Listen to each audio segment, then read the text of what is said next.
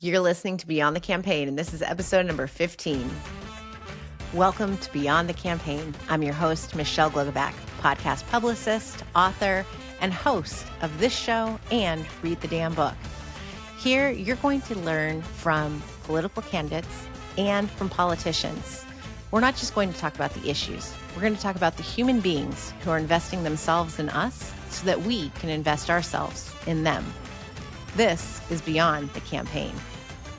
Hey friends, welcome back to another episode. I'm your host, Michelle Glogovac, and this episode is not just airing on Beyond the Campaign, but also on Read the Damn Book, because my guest, Dakarai Larriett, is the author of Don't Flush. It is a memoir about his experience of his false arrest in Michigan. He is now running for Senate in Alabama, and he is sharing his experiences, his journey, all of what has brought him to where he is today. It is an incredible story, and I love the comparison to lasagna, which you will understand once you hear Dakarai's story.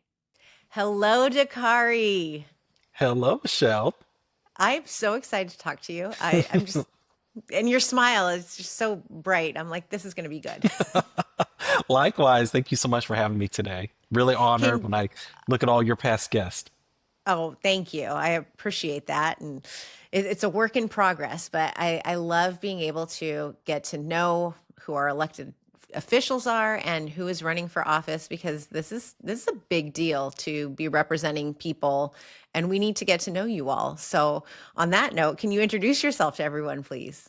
Sure. So I'm a born and raised Alabamian, lifelong lover of animals, travel, and Army brat, and someone who's been working for the community for the last 20 years. So, in advocacy for homelessness, advocacy for those impacted by addiction. And then when I moved back to Alabama in the midst of the pandemic, got on the board of University of Alabama Alumni Association and advocated for cost effective and quality access to education for all. So that's what I've been doing most of my adult life. And now I'm a candidate for United States Senate.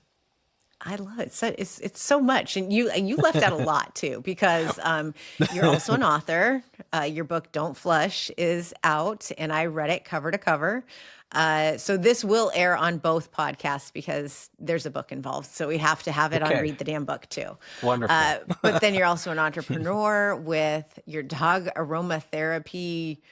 What exactly is? Because that was I'm like, wait, what is this in the book? What are we reading about? Yeah, so it started and was inspired by my pet Dada. So a 14-year-old poodle, and at the time he was a puppy that was afraid of thunderstorms. And I just tried everything to soothe him and get him to stay asleep at night. And one day I bought an aromatherapy candle, burned it, and it was the first night that he went to sleep and then I got sleep. And it just spawned 20 different products after that. So sprays, shampoos, breath sprays, everything. I love it. It's so sweet. You're like, I just wanted to help the dog, and poof, here we go. So the Right? dog really helped you too. He did. So I now they're love sold this. all over the US and Canada, and we have very loyal customers in Japan as well. I love it. This is amazing. An international company. That's so incredible. And now we'll go back to serious stuff, because I want to talk about your book and what your experience was and the reason behind it, why you wrote it, and how it plays such an important role today. Because I do feel we have a lot of representatives who don't have the lived experience that you now do.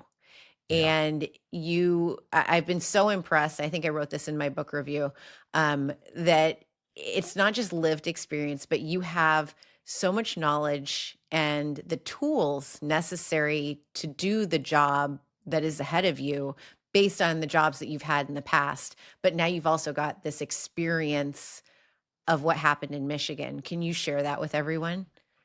Yeah, so I talked a little bit earlier about my 20 years of public service, but I was always kind of advocating for these communities. And to your point, last year while I was driving through the state of Michigan, I was falsely arrested by the state police, subjected to countless sobriety tests, gaslit to believe that I was failing them, and accused of driving under the influence of drugs, accused of smuggling drugs into the jailhouse. And at one point, I was even forced to use the restroom in front of the booking officers and the troopers. And that became the name of my book, Don't Flush. And several months later, after fighting for the FOIA and body cam and evidence, received that and realized that the troopers were attempting to plant drugs in my vehicle. So I am still fighting for justice from that day. And I started to author a policy around disclosure of body camera and evidence to the public. And many cases, the victim in my case, right? Because we're seeing that this evidence is being weaponized against us, it's being withheld, it's being edited, and then shared with judges who then rule summarily on qualified immunity and dismiss the case. And I appreciated the way that you also spoke so openly about how you asked local politicians to help, from the governor right on down, and that everyone, well, it's a legal issue. Well, yeah, and guess what? You're a politician and your job is the law. Yeah. All It's three so branches of disappointing. government failed me. Yeah, I thought about it one day. I said, all three branches of government failed me. Governor Whitmer's office, the executive branch, the most senior branch, are individual within the state, the local police, my legislators wouldn't, do anything. They made a few introductions and that was it. And then the judge that looked at what was not evidence, because I actually had to send the body and dash cam to an audiovisual analyst, and they said, there's no metadata here. This is not evidence. And it really bolstered our theory that the videos have been tampered with. It's unreal. Mhm. There's just no justice, and it's No. gross, and it's sad, and it's enraging, Yes. but and at the same time enlightening that it happened to you. Like, not that there should be a reason, but you're someone who, and I think you even said this in the book, that if it happened to somebody else, the outcome could be very, very different, because it does happen to other people who go along with, okay, you're going to accuse me of this, I might as well just say, yep, Yeah. whatever. And then they don't fight it, and you've had the means to fight it. And then now to say, you know what, I'm in a position to run for office to make these changes so that others don't have to go through it. Oh, exactly. And in this experience, I've met so many other victims of police misconduct, even precisely victims of these two troopers. So they've reached out to me on social media and shared their stories. And one person actually did admit to something that they really didn't do, but they wanted to get off. They wanted to get out of the situation expediently. And it's just so sad. It's disheartening. And Yeah. so at what point can you share with everyone that you decided, you know, I'm going to run for, I'm just going to do it. I'm going to run for Senate. Like, you don't just wake up and think that. It was that frustration of realizing that everyone was failing me and not advocating for me and not doing their job, frankly, not doing their job, not upholding the law.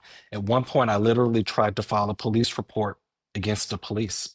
And I was basically laughed at. And I said, this is your evidence. This is state evidence. I finally had, after 5.5 months, got that body cam. And I was told, we are not going up against the state. We're not fighting against them. And I said, I've got to be positioned in a way to write the laws and administer justice, because this isn't working. This advocating from the outside and hoping that someone in Michigan's vast political arena is going to do something. And I want to change the laws federally. Mm-hmm. Because it starts there's so much done at the local level and then at the federal level, and we need change across the board. Yes. I think so many don't realize that there is a lot at the federal level, but local level is so important, because we have officers like this, and a lot of these positions are elected, and it just trickles Hmm. down. Hmm. Uh, Take me to Alabama. I know this is where you grew up, and you're in the downtown loft. I can see that, Yeah. because you write about this too. I got all the feels. See, I read the book, Yeah. I um, know.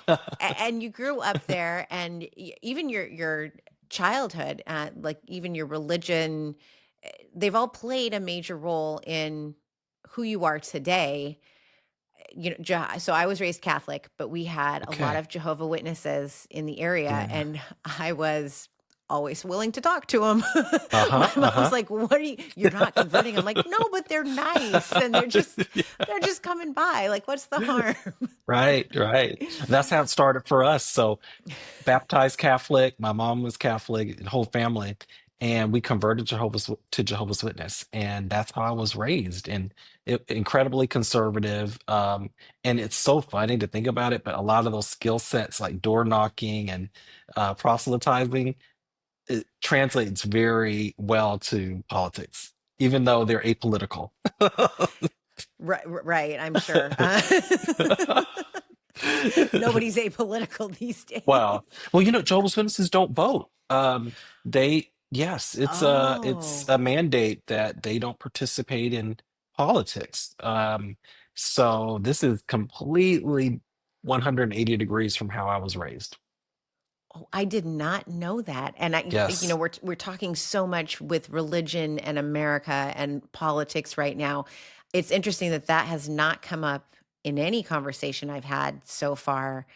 That is interesting. I knew that they don't celebrate certain holidays and Yes. whatnot, but I didn't know that they don't vote. Right. That's amazing. Yes. How sad. Oh, how sad. Yeah.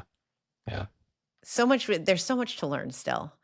And so this is your childhood. You left obviously that religion. And at what point did you leave and say, you know what? Nope, not for me. That came in college. I want to say about 21. And it was a mixture of seeing a broader world, being exposed to different religions and perspectives, and then also coming out. And at that point, I just saw too many things that made staying in that religion not feasible. Um, and I took a long break from religion, about 20 years, where I didn't think there was any religion or home for me. And that's one of the aspects of the religion too, is that they believe they're the only true religion. So when you leave it, you just kind of feel like, what am I doing it? Period, right? And then when I came back to Alabama, I discovered United Methodist Church through a friend, and that's where I've been ever since. I love that you were on a podcast. I don't know if it was last week or the other day, and they asked you about wearing jeans to church. Yes. Gosh, that was so unusual. I was like, what's going on here? Me too. I'm like, I'm just going to scroll through your social media. And I came across that one. I went, what? What podcast are you on where they're asking about jeans in church? This is Right, right. maybe that's a question I need to start asking. I don't know.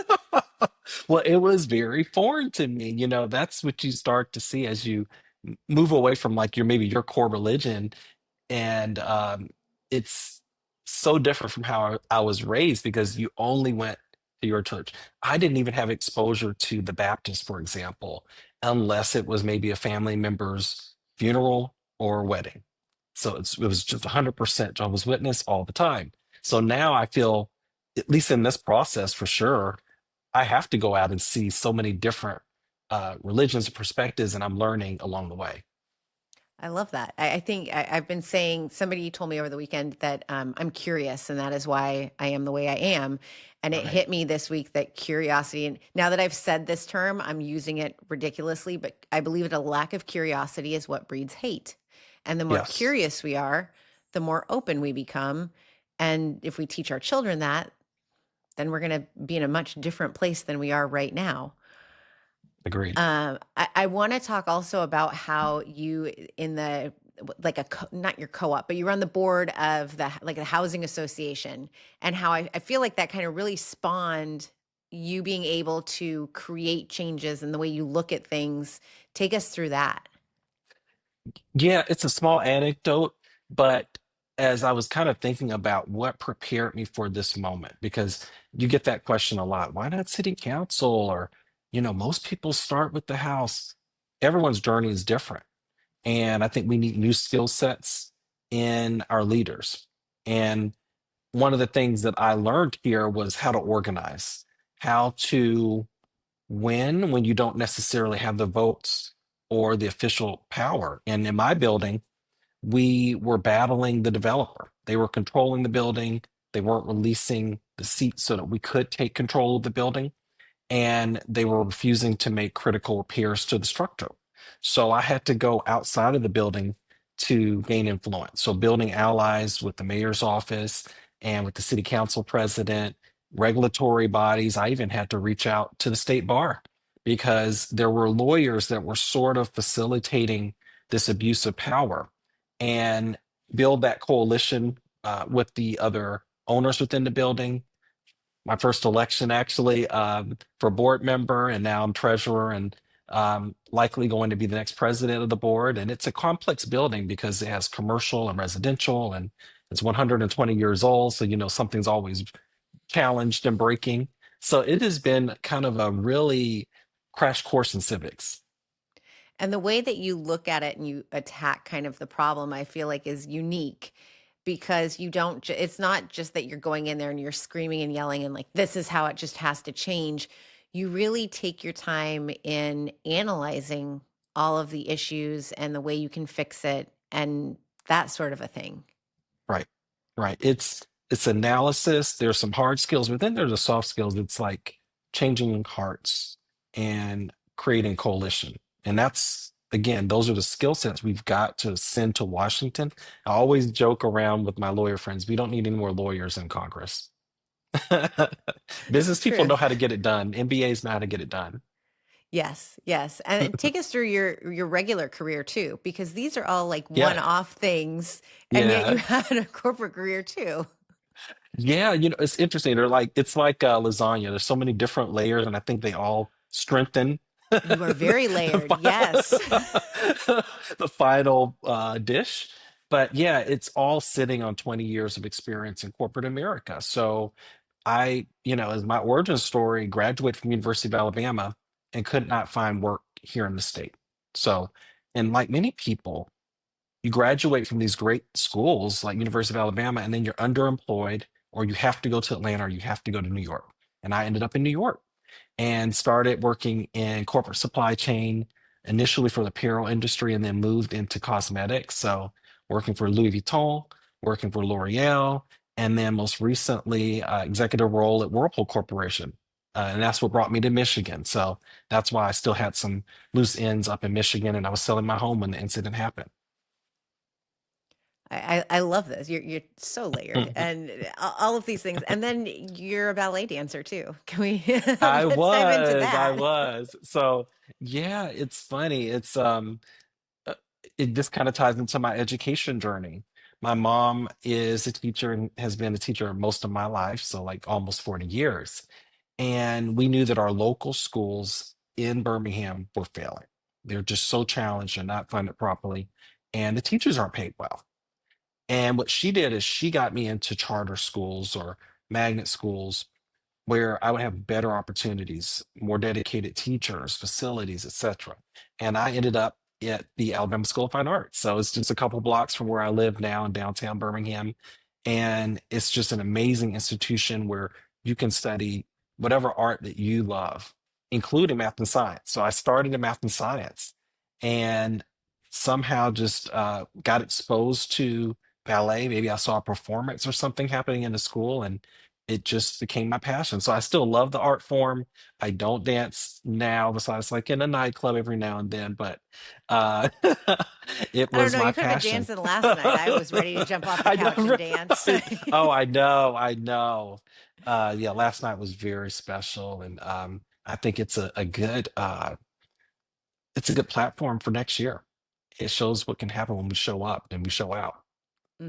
It's definitely been needed, and I think it shows the example of this is what happens when we put in the time and the effort, and we collaborate with each other. And now we face a year more, as you Yeah. know, but I think that this is the encouragement we needed to keep going for the next It can year. happen. Yeah, and the votes are Yes. there.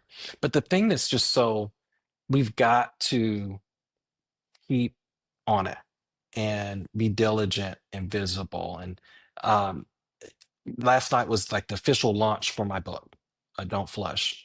And while we filled the room, we filled the seats, it should have been standing room.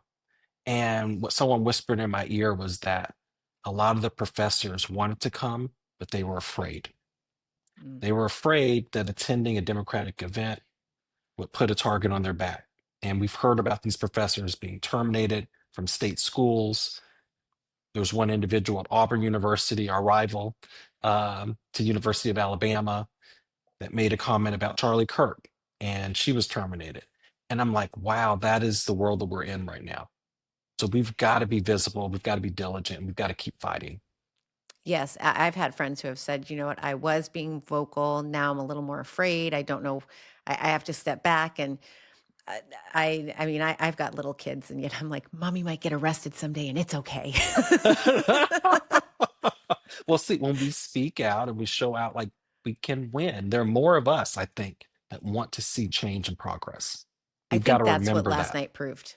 I think Right. that that's what we saw last night, because it felt like a year ago this week that it felt like we were outnumbered Yeah. in when we looked at the numbers. But Yeah. seeing that last night we had so many more come out, and Turnout that, you know, I'm in California, so we voted on Prop 50, and to see yeah, that many people come out when it for a wasn't prop. about a name on the ballot. Yeah. Yeah, Yeah. That's that great. is what we need. Yes. What would you say is the issue that you're most passionate about? They're all important, but is there Yeah. one that you were like, that's it, that's my issue, Yeah. that's what I want to tackle? I'm a public servant, so I have to listen. And what Alabamians say is most important is finally investing in education, because that's the starting point. That ultimately sets us up to stop being dead last in economic opportunity and in health and all these other trickle down things, but it's an investment. And I've seen it work in my family. My grandfather graduated from a three-room Rosenwald school with an eighth grade education. He invested in my mom's education. He sent them to Catholic school. She ultimately went to an HBCU and met my dad. And then from there, they invested in me, and I'm here talking to you today. So that's what education does, but it takes time to get there. And if we can just start the investment now in a generation, we're going to see a real difference here in Alabama. So that is the priority. That is the first pillar of this campaign. And then the next two are healthcare and economic opportunity for all. There's so, and they all go hand in hand. You know, Yeah, we it's a need, virtuous cycle. it is. We need healthcare for our children. We need food for our children, and that way they can be educated. And Right. yes, and you need money for all of that. It is a cycle that I think many are piecemealing it, when really we need all of this in order to succeed, to have our children succeed. Because if they don't succeed, then the rest of us just fail. So Right. Right. yeah, I And I then that absolutely love that. And then that also dovetails into my passion for criminal justice. So we have this, school to prison pipeline. Why don't we invest in our schools instead of taking money from the Education Trust Fund to build more prisons and feed those prisons, right, by over policing and over expelling Black youth? So it's all interconnected, Michelle. How red is Alabama compared to, like, how likely is it that you are going to bring this blue where we need it to be? I haven't looked at the numbers or where things are skewed, but I mean, Alabama's the South, so It is. So I go into that very aware that we are a plus 15 state, meaning we typically lean plus 15, and they have that natural advantage. But there are so many blue dots and counties within the state, and we have a track record of electing Democrats every once in a while, and when the moment's right. So Senator Doug Jones comes to mind, Governor Don Siegelman. So these are friends here in Alabama and inspirations, and they were able to build a coalition. And that's what we're doing now by talking to everybody, everyone throughout the state about this message about kitchen table issues. I love the kitchen table. It keeps coming up. I know it was on last night, and my husband even said that. He's like, CNN just keeps saying kitchen table. I'm like, Yeah. yeah, because we're all Yeah. talking at the kitchen table. Right. These are the issues we're talking about at night at dinner. And Yes. yes, Yes. I love that. And I think that last night also proved that we can swim blue. That it is very I like likely, that. even in the reddest parts, Yeah. people see, because we don't, I don't think anymore that it is red versus blue. It is people. It is Yeah. neighbors, it's community. And I really believe that that's what we're leaning towards. So I'm extremely hopeful for you. Thank you so much. Yeah, we've got to just message the policy. And we talked so much about that. In fact, the first couple of months of the campaign, we didn't even talk about party affiliation. It was really just policy, policy, policy. Let's talk about the policy. Now, obviously, we've got to start to differentiate ourselves within the primary for the Democrats, but it is about those issues that impact people every day. And we try to focus all the communication back to that. Like, how does this impact you today in your daily life? I love that. I'm so excited for you. Can you share with everyone where they can find you, follow you, donate, volunteer, do all the things? Yes, so check me out at DakariLarriett.com. And our social media is going to be Dakari Larriett for Senate. Learn more there. There's a get involved button, there's a donate button. And we need your support coast to coast because this is an opportunity to win back our Senate and get the legislative branch working for us again because I don't know what they've been doing for the last year. And we've got to get them functional again and really fighting and administering their Article 1 powers. Yes. Thank you so much. Thank you for not just talking to me, but for taking this on and really fighting for all of us. I appreciate you. Oh, thank you, Michelle. Thank you for everything you do. And thanks for sharing these stories and messages. Friends, we all have unique experiences and knowledge that shape who we are. And having that variety of experiences and the people that represent us is extremely important.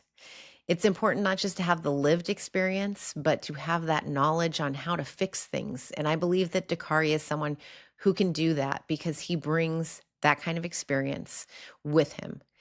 He is running for Senate, and I am so excited to cheer him on all the way from California to Alabama. I'm telling all my cousins about him, and I look forward to seeing what he can do for the rest of us because he is someone who wants to represent each and every single one of us, not just those in Birmingham or in Alabama, but coast to coast, all of America.